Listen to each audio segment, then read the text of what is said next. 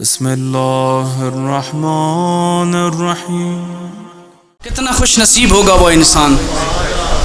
جس کو پیغمبر کہیں وہ میرا رفیق ہے، وہ میرا دوست ہے، کچھ بھی نہیں کر رہا، بیٹھ کے صرف امام کو یاد کر رہا ہے۔ ہزار احد اور بدر جیسے شہیدوں کا ثواب اس بندے کو مل رہا ہے۔ اچھا مولا، کوئی بندہ انتظار کرتے کرتے دنیا سے چلا گیا، کیا اس کو کوئی اجر نہیں ملے گا؟ امام نے فرمایا جو بندہ ہمارے قائم کا انتظار کرتے ہوئے دنیا سے چلا گیا، کل متشہد بدمہ فی سبیل اللہ، وہ یہی سمجھے کہ اللہ کی راہ میں جہاد کرتے ہوئے خون سے لت پت کھڑا ہے۔ شہید کا ایک خون جسم سے باہر نکلے زمین پر گرتا ہے، اللہ اس کے سارے گناہ معاف کرتا ہے۔ غیبت امام میں امام کا انتظار کرنے والا دنیا سے جاتا ہے، وہ یہی سمجھے ایک قطرہ نہیں، کل متشہد بدمہ فی سبیل اللہ، اس کا پورا وجود خون میں لت پت ہے، ایسا سمجھے وہ اللہ کی راہ میں جہاد کرتے ہوئے گیا ہے۔ اس غیبت کے زمانے میں اسے یاد کرنا کوئی جہاد سے کم نہیں، لیکن یاد رکھنا چاہیے انتظار کا مطلب کیا ہے۔ انتظار کسے کہتے ہیں؟ بھئی ہم نے بیان کر دیا، بڑا مقام ہے منتظر کا، بڑی عظمت ہے منتظر کی، بہت بڑا مقام ہے اللہ کے نزدیک اس بندے کا جو اس زمانے میں 12ویں کا انتظار کر رہا ہو، لیکن ایک لمحے کے لیے سوچئے تو صحیح، انتظار کسے کہتے ہیں؟ اگر انتظار کو سمجھنا ہے، علماء ایک مثال دیا کرتے ہیں، میں وہی آپ کے سامنے دیتا ہوں۔ اگر یہ سمجھ آ گئی نا،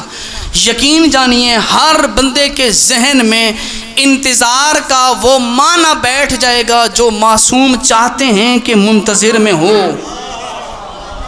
اگر انتظار کا مطلب سمجھنا ہے، اولاد والے بیٹھے ہو، کسی کا بچہ صبح سکول پڑھنے کے لیے بستہ گھر سے اٹھا کے چلا جاتا ہے، روٹین یہ ہے ڈیلی 1 بجے چھٹی ہوتی ہے، گھر میں ماں باپ انتظار کر رہے ہیں، 1 بجے بچہ سکول سے چھٹی کر کے گھر میں آ جاتا ہے، خدا نہ خواستہ 1 بجے بچہ نہیں پہنچا، 1:30 ہو گئے، گاڑی والے کی طرف فون کریں گے، فون کیا جائے گا، بھئی تمہیں بھیجا تھا بچے کو لینے کے لیے، ابھی تک بچہ گھر نہیں پہنچا، 1 بجے آ جاتے تھے، ابھی تک واپس نہیں آئے، اور گاڑی والا خدا نہ خواستہ یہ کہہ دے میں تو سکول کے باہر گیا تھا، میں انتظار کرتا رہا تمہارا بچہ نہیں آیا، خدا نہ خواستہ 2 ہو جائیں، 2 بجے سکول میں کال کی جائے گی، ہیڈ ماسٹر کو کال کی جائے گی، ہمارا بچہ سکول میں پڑھنے کے لیے آیا تھا لیکن ابھی تک گھر نہیں پہنچا، اور آگے سے جواب یہ آئے وہ آیا تو تھا، وہ یہاں سے گیا بھی تھا، اب تم تک نہیں پہنچتا تو ہمیں نہیں پتا، لیکن خدا نہ کرے کہ یہ وقت گزرتے گزرتے ظہر سے اثر ہو جائے۔ توجہ کیجئے گا میری طرف، میں بڑے اہم مرحلے تک آ چکا ہوں، اب آپ کے ذہنوں کا دائیں بائیں جانا یہ مناسب نہیں ہے۔ صلوات پڑھیے محمد و آل محمد پہ۔